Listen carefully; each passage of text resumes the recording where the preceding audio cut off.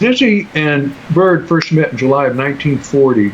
Dizzy was in town with Cab Calloway's band playing at Fairyland Park where the McShann band played. And Step Buddy Anderson dug, in his own words, he dug Diz, and he told Diz about this alto player, and he wanted to introduce him to Charlie. And he arranged for a visit in front of the old Kentucky Barbecue at 19th and Vine, and Bird didn't show up that first day, but they hooked up the next day, and they walked around the corner to local 627, and Bird and Step Buddy, who also had advanced ideas, played for Dizzy. Dizzy didn't play for them. And in his autobiography, Dizzy talks about how he was still playing like Roy Eldridge, but Bird had already been playing bebop in Kansas City. And that's where they first, hooked up. And then when the McShann band started playing at the Savoy Ballroom, Dizzy would show up and sit in with the band, and he wanted to join the band, but Jay couldn't afford to bring him into the band. And he also already had a star soloist. So, and then New York, of course, Minton's, Clark Monroe's Uptown House, these late night jam sessions. That's where they really, really hooked up with other modernists too. But there were other musicians at the time like Bud Powell, Kenny Clark, Charlie Christian were moving in the same direction, but it would be Bird and Gillespie that would really pioneer bebop and then popularize it together. Yeah. Now, Bobby, the music scene at the time, swing music was basically the standard at that time. All of a sudden, Bird and Diz and Kenny Clark and Monk, they're playing something new. Initially, they met with a certain amount of resistance, just like Coltrane did in the early 60s when some critics called him anti-jazz. What was it about bebop, Bobby, that was so different than what was happening at the time? Swing music had two components. First of all, the beauty of the music, and also some soloists. But if you look at two components, the bigger components was the effect it had on the body and the lower extremities. Makes you want to go like this. And the tempos were such that the gigs that the swing era people played were always for dancers. It was a popular music. That's what the young people danced to, because they were young when it came out. See, so it was a young thing, and it was popular. Duke Ellington and all the great bands, the Count Basie, and Benny Goodman, whatever, Fletcher Henderson. They all played for dances.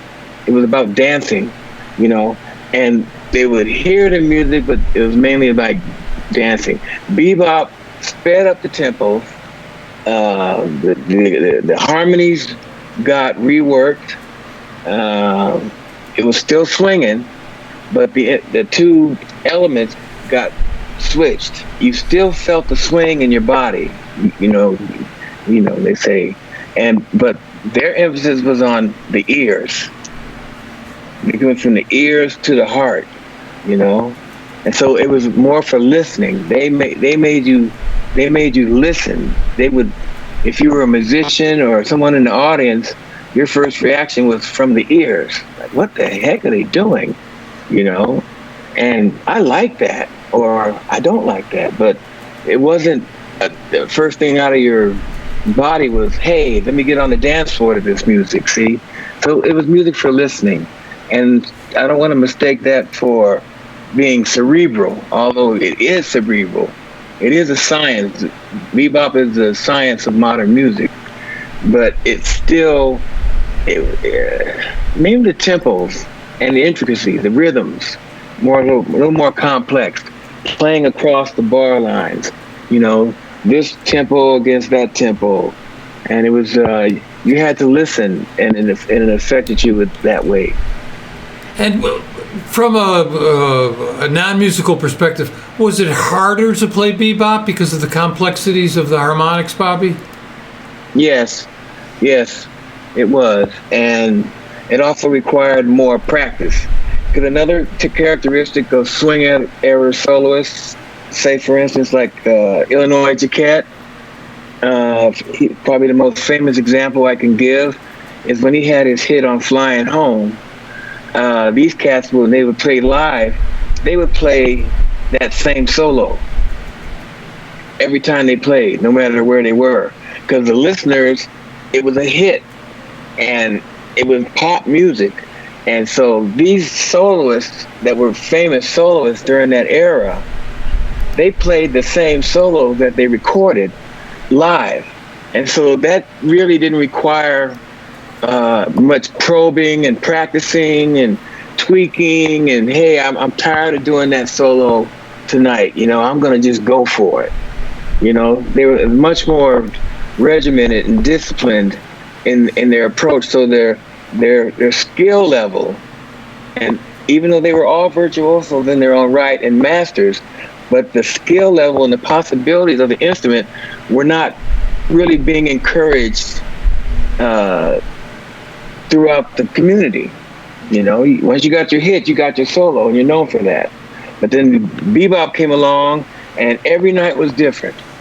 You couldn't hear the same arrangement twice, and they were stretching. If they did a record, you come to the gig thinking to hear what Bird and them recorded on the record, you're going to be disappointed because they'd have taken the music somewhere else by then.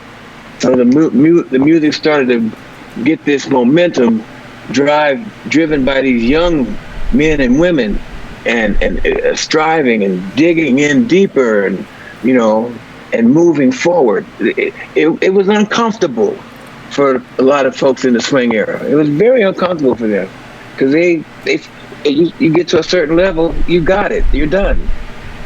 Yeah.